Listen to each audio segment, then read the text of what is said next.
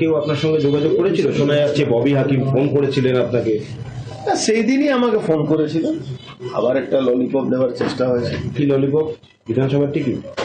ওরকমই কিছু ছিল, সেটা তো আমি বলতে পারবো না, কিন্তু বলা হয়েছিল।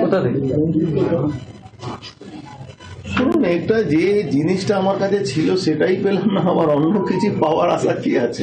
ভরসা করতে আমি তো পাওয়ার জন্য আসিনি রে ভাই, আমি তো ব্যারাকপুরে মানুষের সেবা করার জন্য। আমি 5 বছরে একটা মানুষ ব্যারাকপুরে বলতে পারবে না যে আমার যে কাজ করণীয় আমি করিনি, বা আমি কোনো তৃণমূল কর্মীর পিছনে কোনো কাটি দিয়েছি, বা কোনো কর্মী অসম্মান করেছি, কোনো কর্মীর বিরুদ্ধে আমি কোনো কাজ করেছি, কোনো মানুষের বিরুদ্ধে আমি কাজ করেছি, একটা কেউ আমার এগেনস্টে বলতে পারবে না। কোনো রাজনৈতিক দল, কোনো পার্টি। ব্যারাকপুর আমি যখন জনপ্রতিনিধি হয়ে গেলাম, তখন আমি কিন্তু কোনো পার্টির লোক না, আমি কিন্তু জনপ্রতিনিধি ছিলাম। কিন্তু আমি দেখলাম কি আমার সঙ্গে মানে সেই ব্যবহারটা করা হলো। এক কথায় আপনার ভরসা ভেঙে গেছে। একটা গুড ওয়ার্ড বলতে পারো। কার প্রতি ভরসা? নিশ্চিতভাবে যে যেখানে ছিলাম তার উপরে ভরসাটা আর নেই। কেন, যে ভরসা নিয়ে আমি এসেছিলাম 1.5 বছর আগে আমাকে আনা হয়েছিল, সেই ভরসা থেকে আমি সরে গেছি। বিশ্বাস করেছেন, সেই নেত্রী বিশ্বাসঘাতকতা করবে। দেখুন, এই ভাষাটা আমি ইউজ করব না। দল যে সম্মান দেওয়ার কথা, সেই জায়গায় আমি সম্মানটা পাই না। ভরসা থেকে সরে গেলেন দাদা, কোন ভরসা থেকে একটু নিশ্চিত করেন। দেখুন, আমার তো কিছু চাহিদা ছিল না, আমার তো কোনো কমিটির চেয়ারম্যান হওয়ারও দরকার ছিল না। আমি তো জাস্ট লাইক একটা এমপি ছিলাম, এলাকার উন্নয়নের জন্য কাজ করছিলাম, এলাকার মানুষের জন্য কাজ করছিলাম। আমি তো এর বাইরে কিছু চাই না।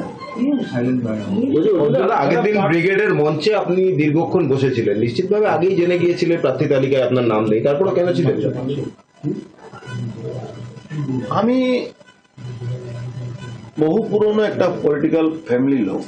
আমার পরিবার এখানে প্রায় 45-50 বছর ধরে রাজনৈতিক পরিবার আছে।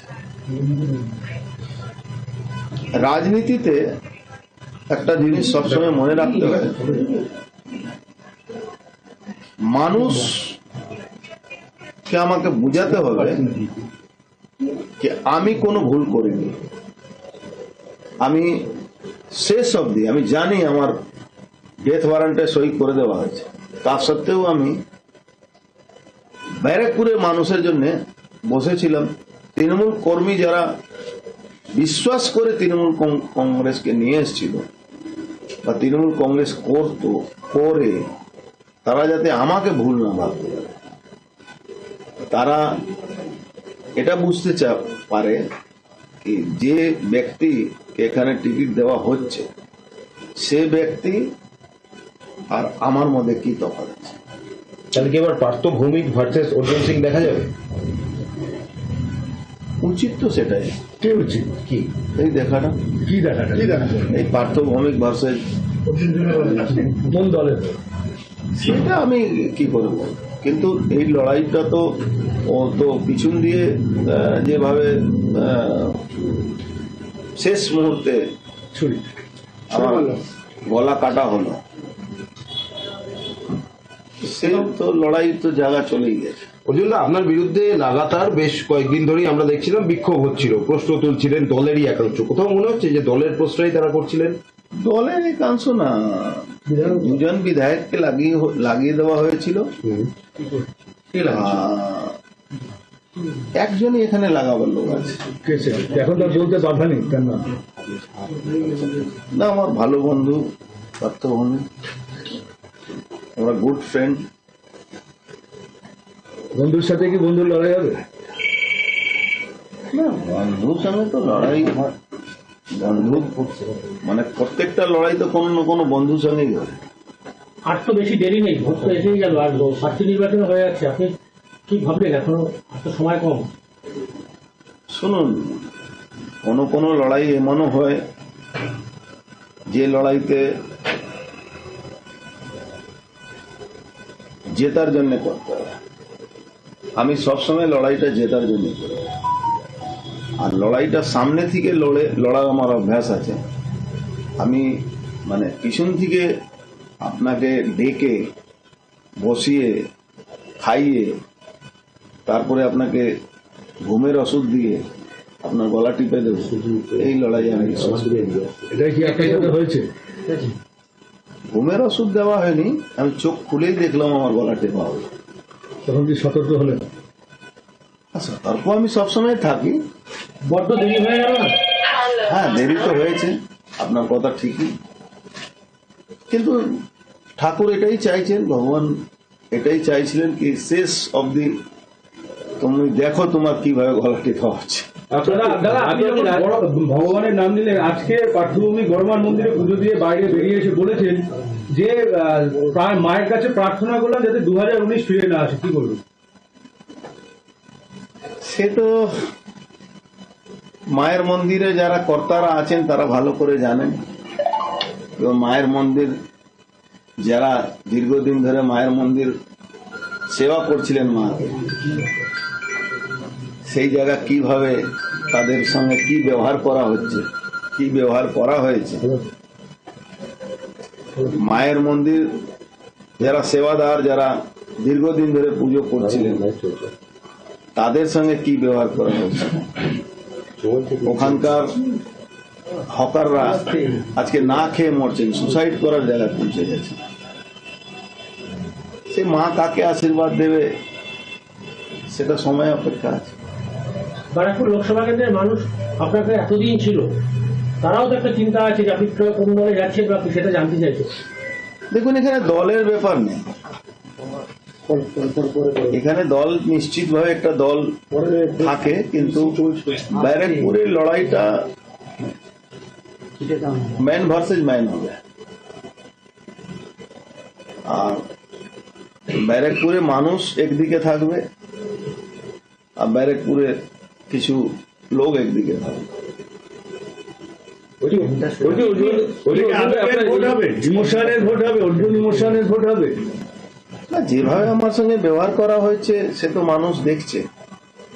আমার তো কোনো ভুল নেই, আমি তো কোনো ভুল করিনি, কিন্তু যেভাবে আমার সঙ্গে ব্যবহার করা হলো সে তো বড় মাও দেখবেন, ঠাকুরও দেখবেন।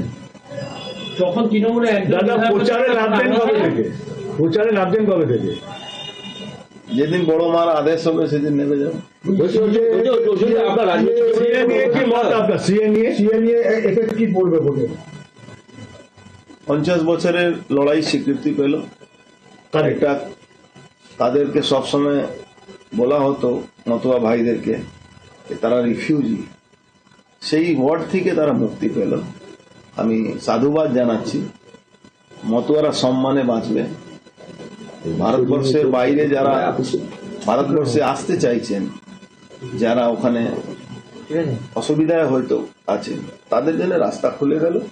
যারা ভারতবর্ষে মধ্যে আছেন তাদের সম্মানটা বাড়লো।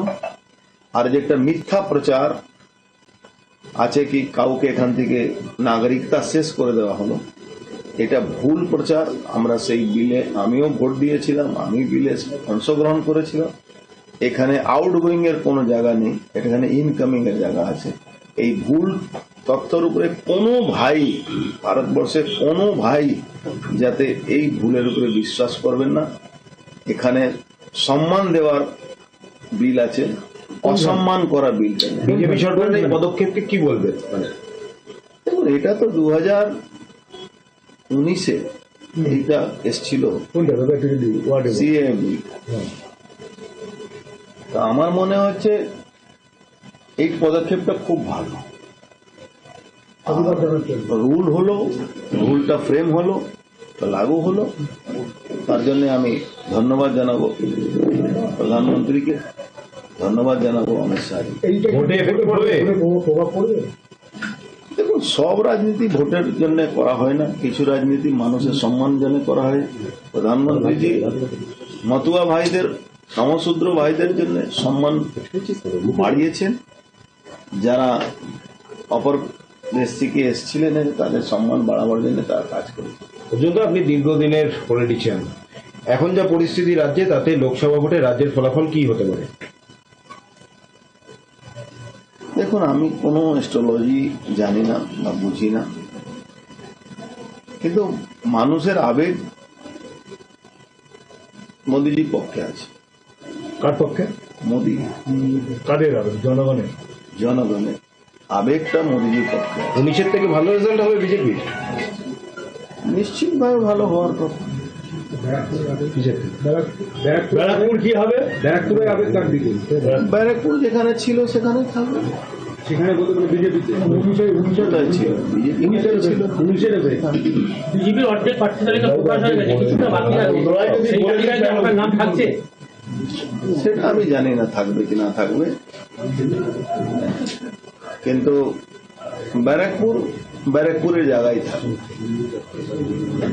আপনি এতদিনের বিধায়ক, তারপরে সাংসদ, তারপরে এই টিকিট না পাওয়া, এই যে দূরত্ব তৈরি হয়ে গেল, কি বলবেন? এটা 1900 হয়েছিল, এবারও বলছি, এটা আপনার রাজনৈতিক জীবনে অনেক বড় শিক্ষা পেলেন। এটা আমি জ্ঞান পেলাম। আমি সত্যি আমার যে জায়গা